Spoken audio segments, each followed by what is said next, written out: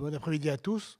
Oui, donc on va parler du secteur minier qui a effectivement fait les grands titres depuis maintenant presque une dizaine d'années au Québec et dans le monde. Quant à l'acceptabilité, on sait bien que les mines, c'est essentiellement les industries à la campagne, des industries non déplaçables et qui posent donc des problèmes particuliers.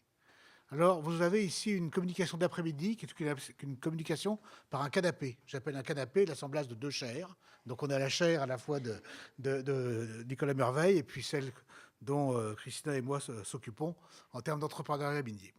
En fait, on a comparé essentiellement des situations d'acceptabilité sociale à la fois au Pérou et au Québec dans les dernières années.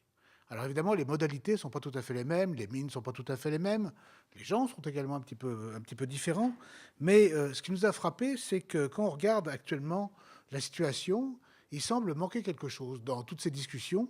Il semble manquer ce qu'on pourrait appeler la valeur sociale, c'est-à-dire la manière dont on peut voir le bien commun. C'est quelque chose qui a été un peu abordé ce matin, cet après-midi. Le bien commun, ça nous paraît quelque chose d'important à définir, à réfléchir ensemble. Et ça, évidemment, c'est le support de la légitimité pour une communauté donnée. Donc, si on regarde ce qu'on appelle, par d'un constat, l'acceptabilité sociale, c'est essentiellement lié aux attentes de la communauté. C'est lié aux rêves des communautés. C'est quelque chose qui n'est pas forcément quantifiable, mais une communauté se voit comme en évolution, elle se voit un avenir, elle a donc des attentes par rapport à une industrialisation donnée. Et elles sont rarement discutées, ces attentes-là, parce qu'évidemment, elles sont préexistantes à l'arrivée du système industriel. Le système industriel, lui, de son côté, il vient avec un sens du développement qui est donné. Okay.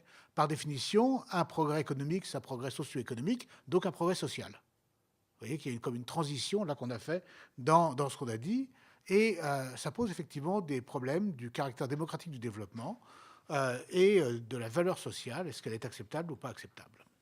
Donc la question qu'on va poser, et que moi je pose la question, mes collègues vont tenter d'y répondre, c'est quels sont les nœuds qui font que la valeur sociale est rendue invisible dans les processus participatifs. La valeur sociale, c'est l'aspiration morale au bien. C'est pas évident ça, hein. Est-ce que c'est donné à qui et quelles sont les relations entre les processus de décision autour des grandes mines, avec quelques exemples au Pérou et au Québec. Alors je passe la parole à Nicolas.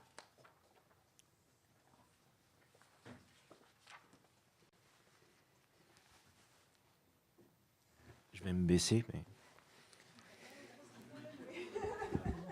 En fait, c'est une blague que j'ai l'habitude de faire parce que dans chaque conférence, il m'arrive toujours la même chose. Donc, on a identifié 3 nœuds. On va s'intéresser aux nœuds du cycle de vie économique. On va insister sur la notion de valeur et de temps. Sur le cycle de vie légal, et là, on parlera d'État. Et puis sur le cycle de vie politique, aussi, là, c'est toute la dimension citoyenne. Donc, sur le cycle de vie économique, je vais peut-être un peu trop vite là. Oui. Il y a quelque chose de très singulier dans le monde des mines, c'est-à-dire que vous avez, dans un premier cas, une entreprise qui est ce qu'on appelle la junior. Et la junior, elle s'intéresse à l'exploration du sous-sol pour déterminer s'il y aurait effectivement un gisement intéressant à exploiter. Donc, dans cette perspective-là, elle a effectivement des relations avec des communautés et avec ce qu'on a coutume d'appeler des parties prenantes. Mais ça se fait dans un cadre de dialogue et effectivement d'entente, c'est-à-dire qu'on essaye de se comprendre. Mais ce n'est pas cette entreprise-là qui va exploiter. C'est-à-dire que les droits d'exploitation seront vendus à un second type d'entreprise qui sera l'entreprise qui va justement faire l'extraction. Et on arrive là à un modèle tout à fait différent où, en fait, dans le processus d'acceptabilité sociale, quand vous étiez face à la junior, vous aviez des personnes qui étaient expertes dans les relations communautaires. Et une fois que les brevets ou les droits d'exploitation ont été vendus à la grosse structure qui va exploiter, eh bien là, vous n'avez plus du tout des personnes expertes aux relations communautaires, mais vous avez des avocats qui participent à l'ensemble des ateliers d'acceptabilité sociale et qui sont là uniquement pour faire respecter les droits de la mine. Donc, dans le processus d'acceptabilité sociale, le simple modèle économique entre une junior et après une grosse structure d'exploitation fait que vous n'avez plus du tout les mêmes interlocuteurs. Donc, ce qui avait été promis au moment de l'exploration par la junior n'est plus forcément respecté par l'entreprise d'exploitation. Donc ça, c'est quelque chose qu'il faut absolument prendre en compte dans son analyse. Ensuite, c'est quelque chose qui est peut-être un peu particulier au domaine d'Amérique latine, mais qu'on se voit de plus en plus se développer, c'est que les personnes, elles ne demandent plus simplement que les entreprises fassent bien, mais elles demandent que les entreprises fassent le bien. Donc à travers un ensemble de concepts, donc dans le cas de l'Amérique latine, pour le moins la région andine, vous avez l'ensemble des populations autochtones qui mettent en avant ce concept du bien vivir, donc du bien vivre, où on a clairement des valeurs de progrès social, de progrès environnementaux, avec des fondements en économie sociale qui ont strictement rien à voir avec ce qui était planté au niveau du développement économique. Donc là, il y a une fois de plus des espèces d'entrechoquements dont il faut absolument prendre en compte. C'est-à-dire que jusqu'à maintenant, on a énormément travaillé le domaine de la performance sociale des organisations, mais il est vraiment temps d'attaquer la dimension de la valeur sociale de l'organisation.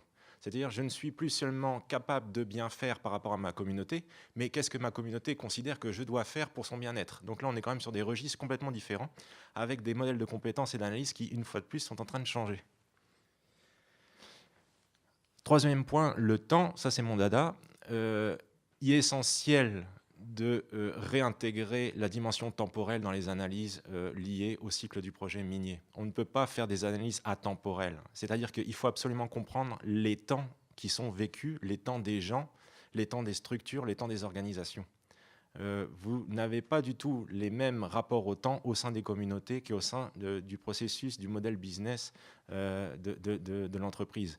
Donc si vous continuez à penser que le temps est homogène et qu'il s'applique de la même manière à l'ensemble des parties prenantes, vous loupez quelque chose qui est la dynamique d'organisation des propres acteurs.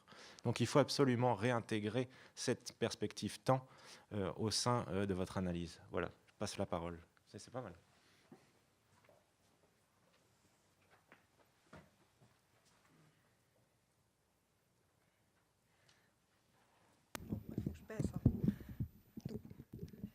Donc, maintenant, on peut parler du cycle de vie légal. Alors, pour reprendre un thème qu'on vient d'aborder, le régime légal, c'est aussi la transposition des valeurs au système social. Ce n'est pas uniquement ça, puisqu'on en a parlé ce matin un petit peu, mais en plus des valeurs, il y a aussi maintenant toute une complexité. Nos lois, nos règlements, c'est quand même tout un appareil aujourd'hui.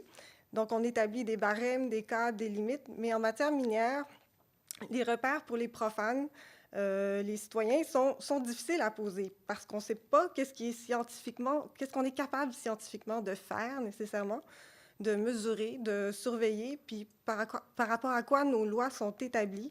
Ça reste un peu mystérieux pour les citoyens. Donc, on se fie comme société à une technocratie. Elle est habilitée à penser les lois qui s'adaptent aux nouvelles réalités technologiques. Elle peut dire, bon, une entreprise serait en mesure de donner des résultats dans tel délai.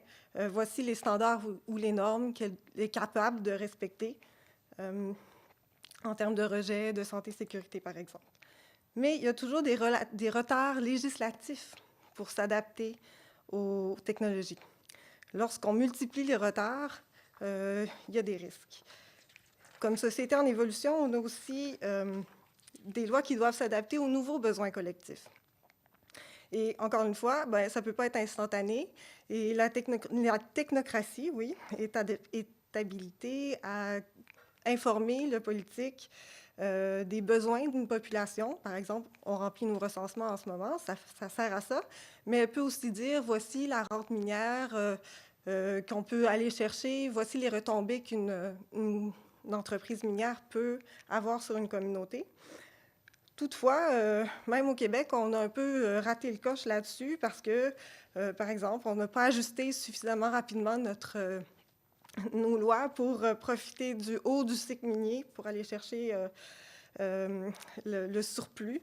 Et puis, le plan Nord, par exemple, aussi, on est passé on a commencé trop tard, si on veut, pour rattraper correctement. Bon, ça se poursuit tout ça, mais ce sont des exemples. Et puis, comme une technocratie, ça n'a pas nécessairement vocation à fournir une vision à des politiciens. Donc, en termes de leadership, de coup d'œil, celui que Max Weber appelait le coup d'œil, il faut qu'on ait ça dans nos leaders. Donc, c'est assez un gros mandat. Autrement, on a plein de contournements dans notre cycle légal aussi. Je ne vais pas trop m'étendre, mais c'est sûr que dans nos commissions parlementaires, lorsqu'on appelle les associations à venir parler, bien, les associations, ce n'est pas nécessairement les plus progressistes, parce qu'elles ont plusieurs membres, et puis ce n'est pas tous des pionniers innovants, donc ils doivent aussi s'adapter, trouver parfois le plus bas dénominateur commun. Enfin, je veux souligner sur ça le droit des peuples autochtones. C'est une question qui m'est très importante, mais je pense qu'on peut tous faire le constat que ça n'a pas encore été pleinement pris en compte dans nos systèmes légaux, notamment parce qu'il y a des aspects de droit coutumier auxquels on n'est pas vraiment habitué ou qu'on ne reconnaît pas dans nos systèmes. Mais en ce moment, j'ai vraiment l'impression qu'on cherche plutôt des parades pour pas que ça aboutisse devant les tribunaux.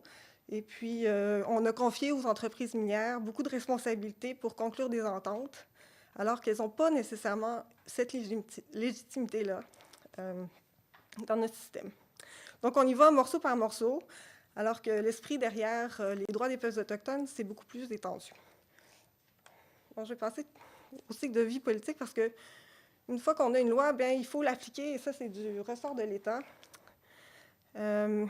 On a des États avec forcément des pouvoirs forts, sauf que la surveillance dans les mines au Québec, par exemple, elle est beaucoup confiée à l'entreprise elle-même. Donc, sur les échantillons, les analyses, c'est souvent l'entreprise qui prélève, qui fait faire l'analyse.